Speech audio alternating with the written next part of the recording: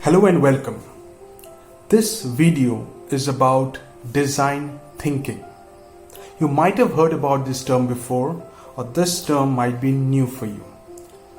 If this term is new to you, let me tell you, in the next 3 to 5 years, design thinking is going to be a big buzzword. It already is right now, but it's going to catch steam. So if this is new to you, if design thinking is new to you, and you might be of any field, you might be related to business or maybe non-business, but if you want to understand how to solve problems, be it in your business, be it in your life, you have to know what design thinking is. This video is going to explain to you, I'm going to explain to you what design thinking is and how you can adopt design thinking in making your decisions on a daily basis. So let's get started. First of all, design thinking, you can call it a process, which is true. It is a process, but more than that, it is a philosophy. It's a philosophy through which you can make decisions in life. It's a philosophy through which you can innovate. It's a philosophy through which you can solve problems. So design thinking is a philosophy. Now, what do you do with this? See, understand this. We are human beings. The problems that we face are mostly related to human beings, related to human behavior. And when we are dealing with human beings, when we are dealing with human behavior, it's important to understand that every human being has a desire to be loved. Every human being has that necessity to be understood. Every human being has a necessity to be cared for. And that's where it's so important to have empathy for each other. You have to have empathy for others as much as you would want others to empathize with your situation. So empathy lies at the core of all human relationships. Empathy lies at the core of the entire human social structure. Design thinking teaches just that you have to be empathetic while you are solving a problem. You have to be empathetic towards the people or the person for whom you are solving the problem. You might be solving a given problem for an organization, but if you do not understand the organization, if you do not empathize with the organization, whatever solution you may come up with, and on paper it might look really good, but at the end of the day, there are people in that organization who are going to get impacted by the solution that you have devised. So it's important that you are empathetic towards them. It's important that you understand them properly. So design thinking as a philosophy promotes empathy at the very core of decision making. If you are not empathetic, your decisions would not be as effective as they should be.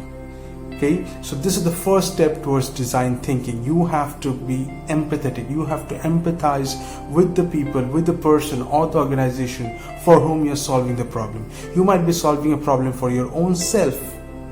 In that case, you have to be empathetic towards your own self.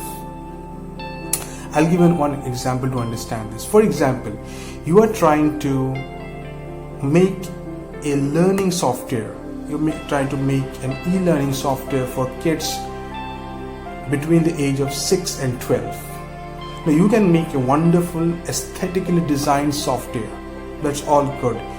This software perhaps would have been wonderful for a grown-up adult who is self-motivated. But for a kid between the age of 6 and 12 to learn, it would take him or her enormous amount of perhaps coercion, perhaps it requires some external stimulus, because kids by nature are not really motivated towards learning. They might be more motivated towards playing games. right? So in that case, an average 6 to 12 year kid, to make them engage in your software, you have to make the software very interactive. You might have to make the software lucrative for them to spend time there. You might have to adopt some gamification principles. You might have to, whatever you do, you will have to engage them so that they are excited to learn through the software. So you have to, the nature of the 6 to 12 year kids, if you do not understand that, you might make a wonderful aesthetical design software, but the very purpose of its design would fail. So design thinking tells you that you have to empathize with the kids for whom you're making the software. That's the first step. That's design thinking for you. The next step is, after you have empathized, then you define the problem. Now, how do you define the problem? You understand, okay, these are the kids for whom I'm learning, I'm going to design this software. Okay, then what are the subjects that they are going to learn? What are their requirements?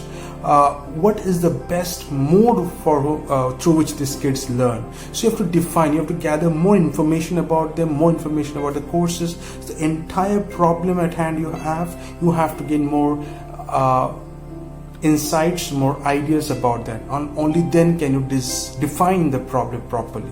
So the second step after empathy is define. Once you define the problem, the next step is ideate. What do you ideate? You ideate probable solutions. You ideate what can be the possible alternate solutions which would best address my given problem. So the third step is ideating different solutions. Once you have ideated different probable solutions, the next step is to build prototypes. So out of all the solutions that you have ideated, you choose those solutions which you think should be tested. So you choose those probable solutions, maybe 2, 3, or even just one. You build prototypes around that. And you go to the next step, which is to test. You test your prototypes. Okay. So after testing, when you see, okay, this is the best possible solution that is addressing the problem, and then you go for mass scale production. Then you go to your real target market. So the 5 steps of design thinking are: empathize, define, that is define the problem. First of all, let's start again. Empathize with your target audience. Next is define the problem. The third step is ideate probable solutions. The fourth step is build prototyping about the best possible solutions, and the final is test the solution. Okay, they're the 5 steps of design thinking. Now these steps are iterative. That is, it's not necessary that you go one by one in a sequential order. In a design thinking process, while you're solving a problem, these steps can be iterative. It may not be sequential enough. So these are fluid, but overall that's the flow that you should have in mind when you are solving a problem through the principle, through the philosophy of design thinking. Now, this is not just relevant for business. This design thinking philosophy is also relevant for your daily life. For example, you are in a relationship, in any kind of relationship, and one of the common problems in any relationship is communication. There are a lot of instances where there's miscommunication between two individuals. What do? Can you apply design thinking in that case? Of course you can. The first step, as I said, is empathy. Are you empathizing with the other person? For example, the other person with whom you're dealing, with whom you're in a relationship, may be good in understanding something by reading rather than by hearing.